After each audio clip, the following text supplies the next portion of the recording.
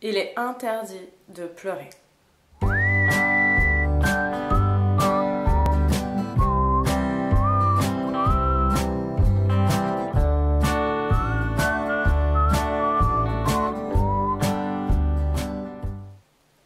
Les grands garçons, ça pleure pas.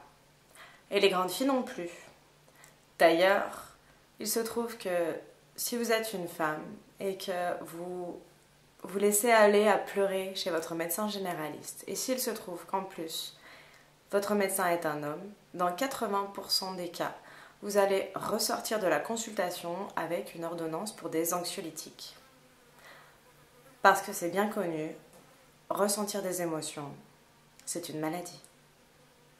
Je vous fais cette vidéo aujourd'hui parce que y a des moments où voilà, c'est comme ça. On a besoin de pleurer, on a besoin d'être en colère. Enfin, je veux dire, les émotions, il n'y a rien de plus naturel et alors il n'y a rien de plus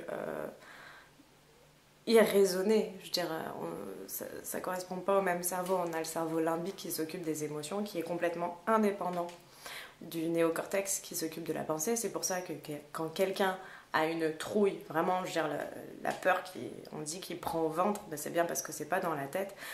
Vous pouvez toujours essayer de le raisonner avec des paroles, ça va pas fonctionner. Voilà, les émotions et le langage, ça fonctionne que très peu ensemble, en réalité. Donc voilà, aujourd'hui, on n'a plus trop le droit, socialement parlant, d'avoir peur, ça se fait pas, d'être en colère, on n'a pas le droit de pleurer, on n'a pas le droit de pleurer.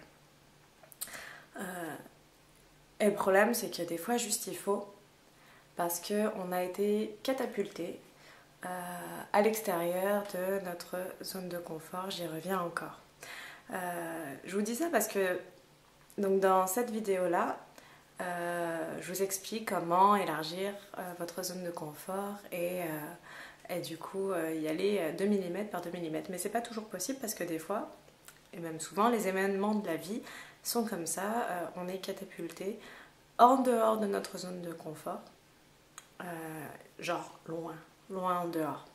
Que ce soit à cause d'un déménagement ou un changement de boulot, que ce soit se mettre en couple, se séparer, une naissance ou un décès. Enfin, je veux dire, tout ce qui fait que la vie n'est pas un long fleuve tranquille et que des fois, bah ouais, on n'est pas confortable. Et ça demande un certain temps d'adaptation. Et pendant ce temps-là, bah, c'est quand même logique d'avoir des choses qui se passent à l'intérieur et c'est pas forcément pertinent de surtout faire comme si de rien n'était, parce que non, absolument, je ne suis pas du tout anxieuse à l'idée de changer de ville et changer de boulot et puis peut-être faire un enfant. Enfin, je veux dire, évidemment que vous avez le droit d'être anxieux. Et il vaut mieux l'exprimer, sinon vous êtes une bombe à retardement.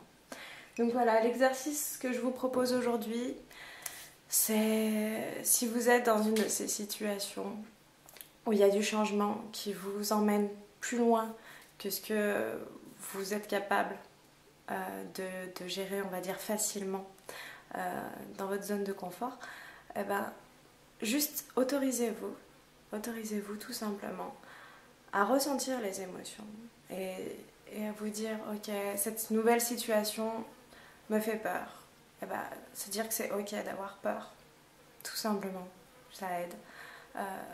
Cette nouvelle situation me rend triste, autorisez-vous à être triste, autorisez-vous à pleurer, autorisez-vous à sortir ces émotions. S'il y a une nouvelle situation qui vous met en colère, c'est la même chose, autorisez-vous à être en colère, autorisez-vous à sortir les émotions parce que ressentir des émotions, ce n'est pas une maladie.